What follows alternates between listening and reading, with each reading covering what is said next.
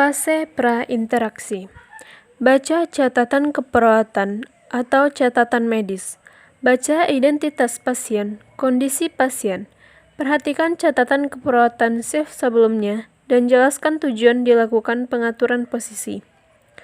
Sebutkan tindakan keperawatan yang akan dilakukan. Cuci tangan sebelum menyiapkan alat.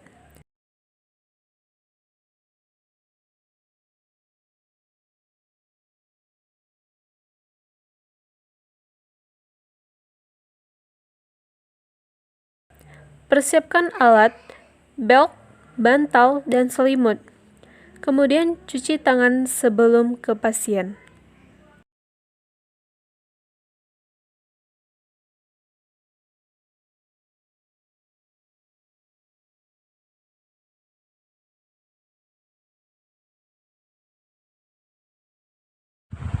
Selamat malam Ibu.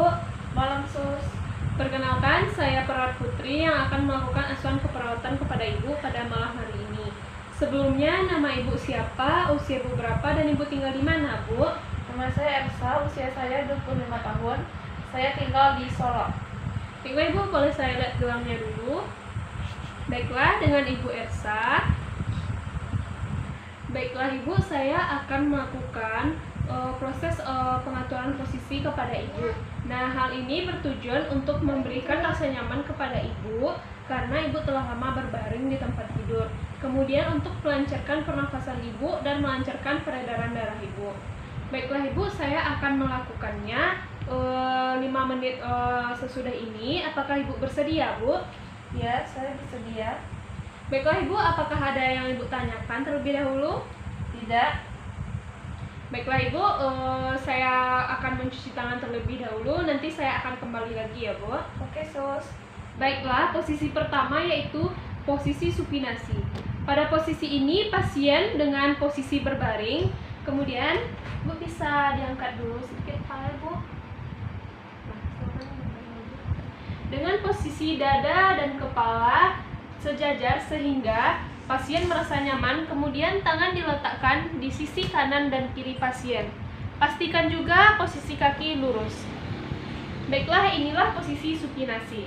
Posisi supinasi ini digunakan saat tindakan operasi. Baiklah, selanjutnya posisi semivolar. Posisi semivolar ini yaitu meninggikan punggung pasien pada posisi 15 derajat sampai dengan 45 derajat. Karena kita tidak ada bed yang ada rumah sakit, maka kita akan memanfaatkan bantal untuk posisi ini. Silakan Ibu, bantal sedikit. Nah, ini posisi semivolar, yaitu posisi dengan punggung pasien berada di sudut 15 sampai dengan 45 derajat. Posisi semivolar ini berguna untuk meningkatkan sirkulasi pernafasan dan jalan nafasnya lebih terbuka. Selanjutnya adalah posisi volar. Posisi volar adalah meninggikan punggung pasien dari sudut 45 derajat sampai dengan sudut 90 derajat. Baiklah Ibu, silakan digunakan dulu. Silakan mundur Bu.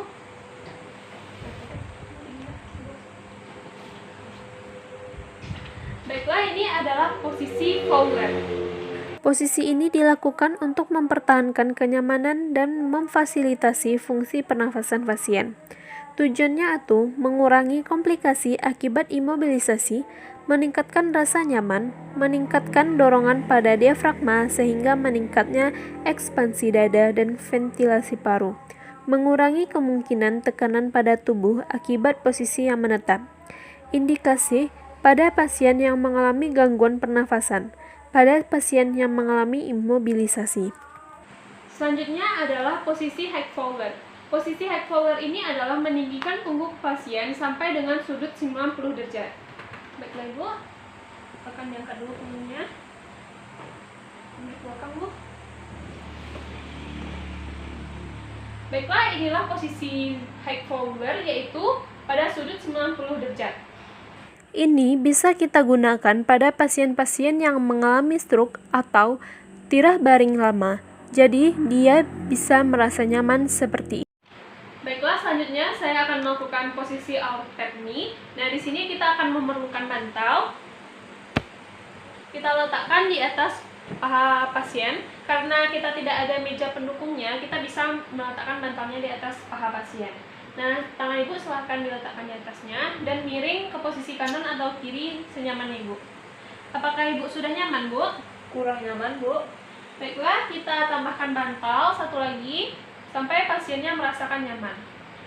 Apakah ibu sudah nyaman? Ya, sudah. Ini adalah posisi ortopedi. Tujuan memudahkan ekspansi paru untuk pasien dengan kesulitan bernafas yang ekstrim dan tidak bisa tidur terlentang atau pasien dengan posisi kepala hanya bisa pada elevasi sedang. Indikasi pasien dengan sesak berat dan tidak bisa tidur terlentang. Baiklah, selanjutnya kita akan ke posisi lateral. Nah, pada posisi lateral ini kita akan mengangkat salah satu kaki pasien. Nah, di sini maaf Ibu, bisa angkat kakinya. Karena pasien akan memiring ke sana, maka diminta untuk Ibu pegang ke sisi tempat tidurnya. Baiklah Ibu, pada hitungan ketiga saya akan membalikkan tubuh Ibu ya Bu. 1, 2, 3.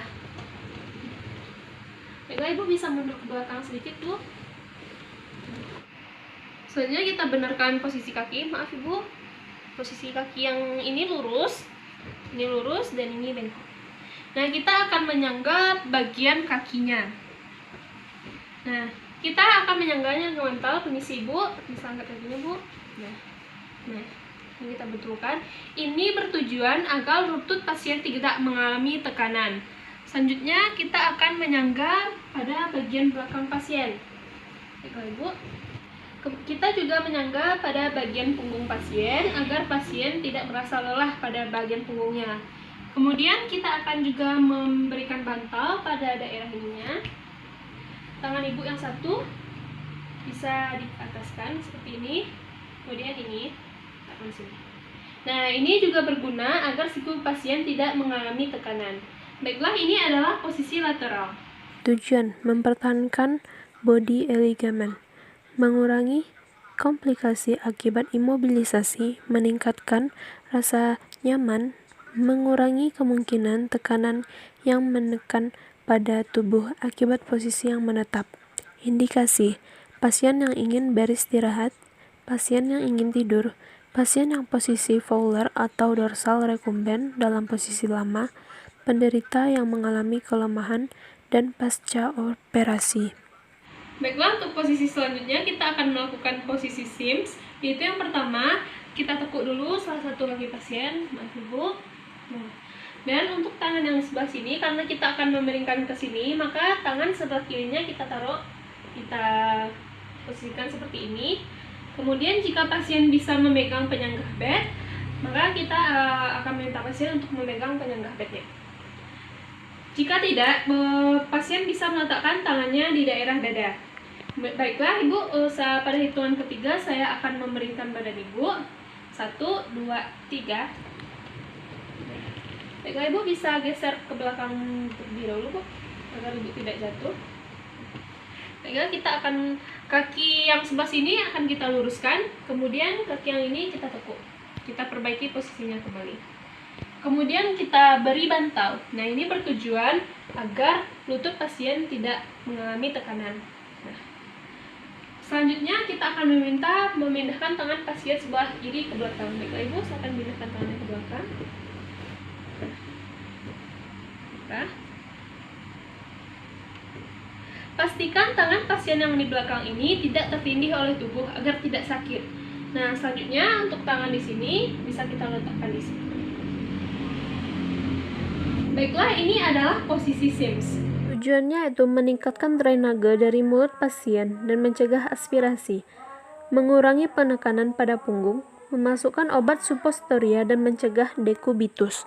Indikasinya yaitu pada pasien yang tidak sadarkan diri, pasien yang akan diedema, dan untuk tidur pada wanita hamil. Baiklah, selanjutnya kita akan melakukan posisi dorsal recumbent. Nah, pada posisi ini kita akan meminta pasien untuk menekuk kedua kakinya. Maaf Ibu, tolong tekuk kedua kakinya. Nah, untuk posisi selanjutnya. Baiklah, ini adalah posisi untuk dorsal recumbent. Tujuannya itu meningkatkan kenyamanan pasien terutama dengan ketegangan punggung belakang. Indikasi pasien dengan pemeriksaan pada bagian vagina dan anus, pasien dengan ketegangan punggung belakang. Posisi genopetrokal. Posisi ini pasien menungging dengan kedua kaki ditekuk dan dada menempel pada bagian alas tempat tidur. Tujuannya itu untuk memudahkan pemeriksaan daerah rektum, sigmoid, dan vagina. Indikasi yaitu pemeriksaan dan pengobatan daerah rektum, sigmoid, dan vagina. Posisi litotomi. Posisi ini pasien berbaring telentang dengan mengangkat kedua kaki dan menariknya ke atas bagian perut. Posisi ini dilakukan untuk memeriksa genitalia pada proses persalinan dan memasang alat kontrasepsi. Tujuannya itu untuk memudahkan pemeriksa pada rongga panggul, memudahkan proses persalinan, operasi ambeien, pemasangan alat kontrasepsi. Indikasi pada pemeriksaan ginekologis untuk menegakkan diagnosa pada penyakit rektum, vagina, dan kandung kemih. Posisi Trendelenburg, yaitu pada posisi ini pasien berbaring di tempat tidur dengan bagian kepala lebih rendah daripada bagian kaki. Posisi ini dilakukan untuk melancarkan peredaran darah ke otak. Indikasi yaitu pasien dengan pembedahan pada daerah perut, pasien shock, dan pasien hipotensi. Baiklah Ibu, itulah kegiatan pengaturan posisi kita pada hari ini. Nah, kegiatan ini bertujuan untuk membuat Ibu merasa nyaman, juga dapat melancarkan sirkulasi darah serta pernafasan Ibu. Nah, apakah Ibu merasa nyaman dengan pengaturan posisi yang kita lakukan tadi? Iya, nyaman, Sus.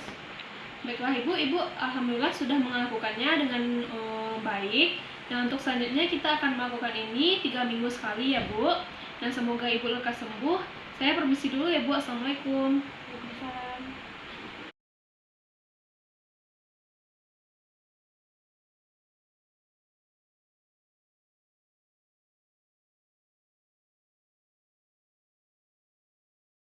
Dokumentasi.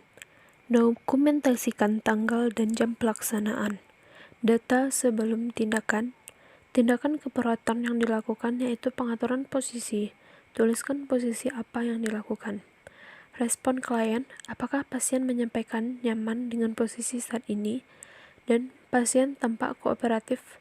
Kemudian pasien tampak rileks. Kemudian dokumentasikan nama dan tanda tangan nurse.